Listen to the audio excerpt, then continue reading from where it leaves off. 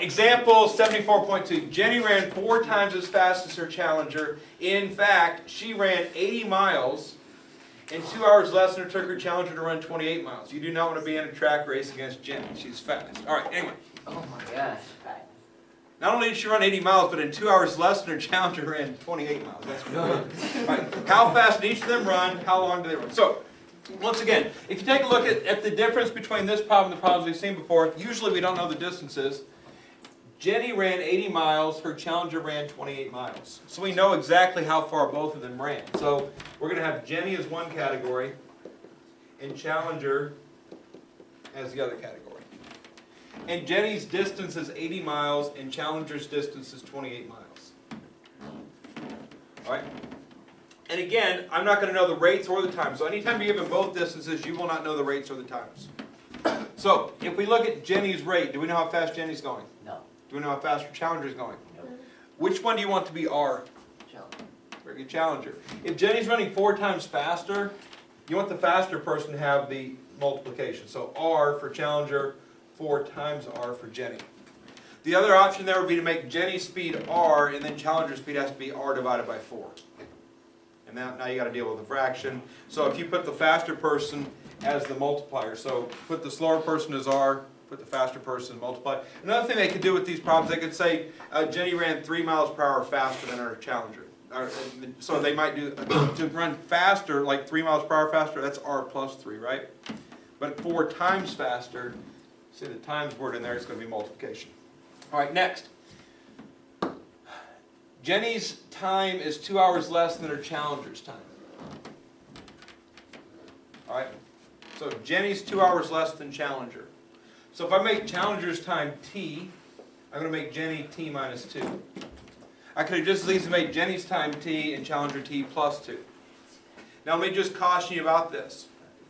Wherever R is, it's your best bet to put t in the same line if possible. Okay, and usually it's possible. So you usually have a choice of where you want to put t. Put t wherever R is. It makes it easier. So now if I take a look at the top equation here, 4r times t minus 2 is equal to 80. That means that 4rt minus 8r equals 80. And I could have done this the last problem. I'm going to do it this problem. Something to notice. This happens often. 4, 8, 80, everything divides by 4. The last problem, 18, 2, 24, everything divided by 2. It's legal to do that. So 4 divided by 4 is 1 RT. 8 divided by 2 is 2R. 80 divided by 4 is 20. I should say 8 divided by 4 is 2. Is that what I said? No. 8 divided by 4 is 2. 80 divided by 4 is 20. 4 divided by 4 is 1. So RT minus 2R equals 20 is equivalent to 4RT minus 8R equals 80, but it's a smaller number, so it's easier. So the top line becomes this. Distributed makes that. Divide everything by 4 makes this. Makes the simplest top equation. The bottom equation is simply going to be R times T is equal to 28. And once again, RT equals 28. I've got an RT in the other equation, so I'm going to substitute 28 there. So 28 minus 2R is equal to 20, which means that negative 2R is equal to negative 8, which means R is equal to 4. All right, so I figured out what R equals. Now I need to go and answer the question, how fast did each of them run? How long did each of them run? All right, so let's take a look. And what I'm going to do is I just always go back here. I just figured out 4 right there, right? And I'm going to use that to answer everything else.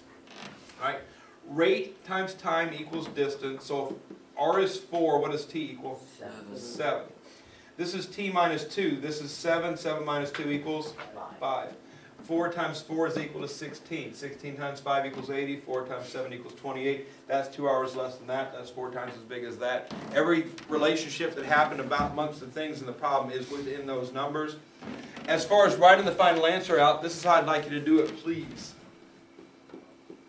Jenny, challenger. R equals T equals. R equals T equals. Just like that. Put both people, rate and time below those people, and then put them in that order. So Jenny's speed was 16, and we're dealing with miles and hours again, so miles per hour. Her time was 5 hours. Challenger's speed 4 miles per hour, and Challenger's time 7 hours. And just like that, circle that whole thing as one big answer. Makes it very easy for you to grade your papers, all the information that I'm looking for to write in one nice little place there together. In that order. Whoever's first goes first, whoever's second goes second. My answer key and your answers will match up. Don't put rate time like that, because then I gotta take my answer key and go like this, and it causes me extra time. So whoever the people are on the problem, first person mentioned, second person mentioned, rate time, just like that. That's what my answer key looks on every one of these problems.